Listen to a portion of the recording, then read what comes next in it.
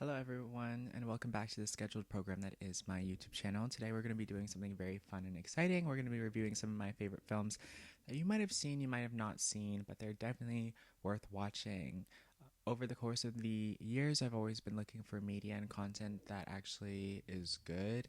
If you haven't watched my last video on fireworks, I do have like a very sort of qualm when it comes to the way that film should be done and the kind of the message that we're putting out to everyone. So this is kind of why I'm making this film list, just so if you're tired of watching people die or get bullied, there's like a better media list for you. And I'm also going to note when you should watch them and if they're corny or not, because I just want to warn everyone before you get into it if it's what the vibe is. Starting off at number 10, we have a movie called Shelter. This is a very interesting kind of corny movie. It's about two surfers from California. One of them is a writer and the other one is a aspiring student slash artist. One of them in the beginning, the student kind of has a girlfriend in the beginning, and he's also trying to manage his nephew because his sister doesn't care. She's kind of like this weird hill that she's like willing to die on when it comes to her kid, and it's kind of weird and badly written, but I do enjoy watching it because it is just so silly and funny. And if I'm in a bad mood, this movie is kind of like what I go to just to make myself feel a little bit better. I think the movie ends with a happy ending, so it's pretty good, but I'm keeping it at number 10 just because it's so poorly written and it's corny. So I don't know. You don't have to watch it, but I've seen it multiple times. Coming in at number 9, we have My Own Private Idaho. Did you know that Keanu Reeves had a gay film? Well, now you do. Basically, in the movie, one of them is a sex worker and the other one is a rich kid that's the mayor's son, I believe. And they go on this like really young adventure and it kind of ends poorly. And the movie is impactful in a sense that it has crushed some people. I didn't really feel that crushed at the end. I did feel slightly sad, but with my lived experience, I know that that was not ever going to end well. So if you are looking for a movie with Keanu Reeves in it, definitely go watch that. People love it, especially if you're from a small town. I think it's relatable in that sense. Coming in at number 8, we have The Man with All the Answers. This is one of my favorites just because cinematically and aesthetically it's super pleasing. It takes place on a ferry as they're going from Greece to Italy, and they both meet on the ferry, and one of them doesn't like the other, and he is like very annoyed by bumping into him over and over again because the man with all the answers is just very arrogant, but it's kind of silly and it ends in a good ending, and it's very beautiful in my opinion because I think it's a good story of how people kind of meet and the circumstances that they meet in is kind of coincidental and cute. Number 7, No Night Too Long is based on a novel written by an older woman. I think she has since passed away, but the impact that she left. This is an older movie for sure, but I just love this movie so much just because of the twists and the turns of the movie, and just based on how that the movie starts, like you can tell that she was obviously a huge fan of like Stephen King or some of the really famous novelists just based on all of the twists and the plot, and I just love it. It's kind of problematic. It can be a little bit scary, like kind of 3/4 into the movie, towards the end, and it's not the most amazing story, like aspiring, but it is kind of interesting, and I will put it on my favorites just because I was so enthralled by the story itself. So it's definitely up there, and it's not a movie that I ever see people talk about, so I'm always going to mention it. Is it slightly bisexual? Sure, but I'm putting it on the list. Number 6 is Call Me By Your Name. I'm kind of putting it a little bit lower on the list just because a lot of people have seen it before and because of it being kind of problematic. I do think cinematically it's gorgeous and aesthetically pleasing. Everybody wants to go find love in Italy and have a summer in Italy now. I think everybody wants that now, and it's extremely popular. And I think Sufjan Stevens did an amazing job with the soundtrack as well. It's definitely worth watching, and it's on the list for a good reason. So, yeah, definitely watch it.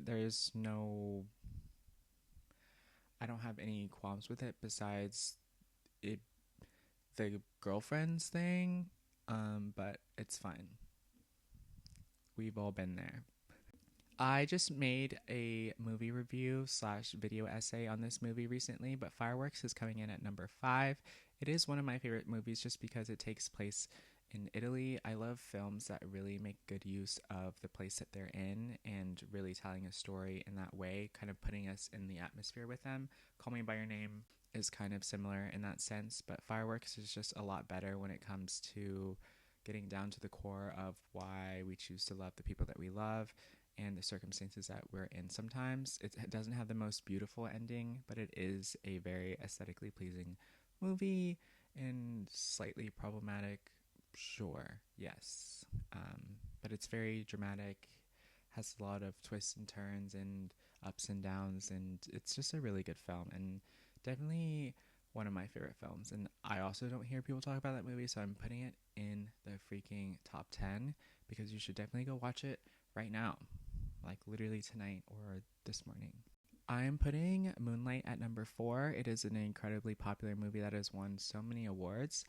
I think it does a really good job on telling the experience from that perspective, and I think it has a huge cultural impact, and it's a movie that definitely communicates a message across different communities for sure. I know it's a favorite for people that like are from outside of the community as well, so I'm putting that in, but I've never been into Mask for Mask, so it didn't really appeal to me in that way, but I do think it is a really good movie. It's beautifully shot, it's well written, and it's well done, but I don't really relate to it that much in a masculine way, so that's why I don't really revisit, but it's definitely worth a watch for sure. But it's such a good movie, that's why it's number 4. So I thought it was worth a mention. If you haven't seen it, go check that out for sure. And I feel like that's very like entry level when it comes to gay film, so it's like not that scary if you're kind of like looking to get into it. It's definitely an approachable movie, I think, if you're like very new to everything. Number 3 is going to be My Name Engraved Herin. It's a Chinese film where two best friends get along really well from a young age, and over time you can kind of see them transition into becoming adults and kind of having to navigate that as well. It is incredibly sad and kind of hard to digest, and it is really good for storyline and character building and the character arcs and stuff like that. I think I've seen this movie maybe 3 times now, and I know it's one of my best friend's favorites. It is a really great film. I would definitely watch it again if I had time, and I probably will. But it's definitely worth watching. I haven't really seen that many people freak out about the movie in the way that they should have, but it is in my top 10 for a reason. It's so good. I'm not going to apologize for this because I'm putting a lesbian film at number 2. Kajillionaire is my second, if not my favorite film that has ever been made in terms of gay media in general. And it sounds strange when I say that because it is a lesbian kind of film, but I think it's just so well done cinematically, aesthetically. I like how it's written, and I love the soundtrack so much. This is one of the films that I always bring up to people, but people never decide to go and watch. This is top, like out of everything. Like even if it weren't a gay film necessarily, like I would put it in my top greatest films of all time, just because I think the director did such a good job portraying the relationship between all of the characters and the environment and really building up this incredible story. And I just think it's comical, it's a little silly, it's emotional, but at the same time it's really beautiful cinematically, and I love the soundtrack. So period. Kajillionaire is always going to be number 1, if not number 2. And at number 1, drum roll please, is going to be a TV show called Skam. This is based in Norway. and it's a Norwegian coming of age kind of show where you kind of get a different look at different characters through different seasons. So season 3 is based on the character of Isaac. I know I said that this was going to be a film thing, but I think in total, if you were to watch the entirety of season 3, it would basically all add up to being a movie. I'm sure that they could cut it down into a movie. I'm not sure why they haven't decided to put it on Netflix, because I feel like they would have another big boom again if they decided to bring it back, because it was so huge back in the Tumblr days when everybody was on Google Drive trying to illegally get the version of Skam for Norway. It just was that good. It was such a banger of a TV show that they decided to recreate this specific series in France. They did it in the US, like Skam Austin. They did it in Germany. I know that they did it in Hungary as well. Like there's so many different versions, and it's very similar to like Skins and how they remade Skins, but it's an interesting dynamic and definitely something that's never been done before in terms of how they decided to tell that story. And I think that the authenticity of pulling people that don't have experience with acting and really creating something fresh and new for everyone was just unbeatable in terms of the acting and the way that everything was portrayed. It's so iconic that TV shows like Euphoria, Young Royals, and Heartstopper have tried to recreate that kind of like banger, but I don't think that they've ever come close. And I'm gonna put that on my number 1. It's probably my most revisited film, TV show, piece of media ever, and I always enjoy watching it. Even though I've seen it 700 times, like I will always go back to seeing it. But yeah, I wanted to make this video because I think that there are a lot of films that are definitely underrated. Some quick mentions are going to be like Beach Rats, Honkins, which is like a Dutch film. That one's really good. It is so corny, but I think it's a lot better than a lot of the film that is being made and put out right now. There's a lot of film that's like very 90s inspired and very helpless when it comes to plot lines. I just wanted to quickly add that there's a really good Argentinian film called Sublime, that if you're looking for a coming of age film where they both don't die or one of them doesn't die and it's not super depressing and it's not... I am over the coming of age films, absolutely, but if you're going to watch one, just watch Sublime, because I think that one is a lot happier than most of the films that you would watch.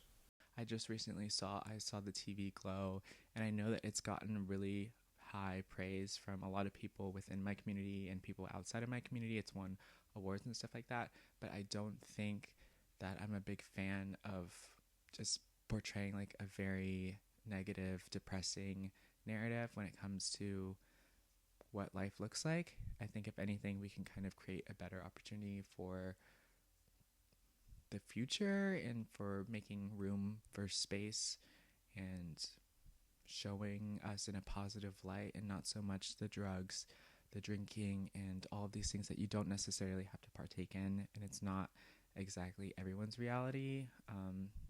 And I just have such a pet peeve with people, like, it's not that mental illness and being gay are mutually exclusive, but you can be normal and also have a very normal life as well. So I would love to see some more stories like that. I know Hari Neff and Hunter Schafer have been on a kind of a kick when it comes to talking more about the roles that they've been presented and how they're being killed off and portrayed in this way. So I thought it was an important piece of media to share.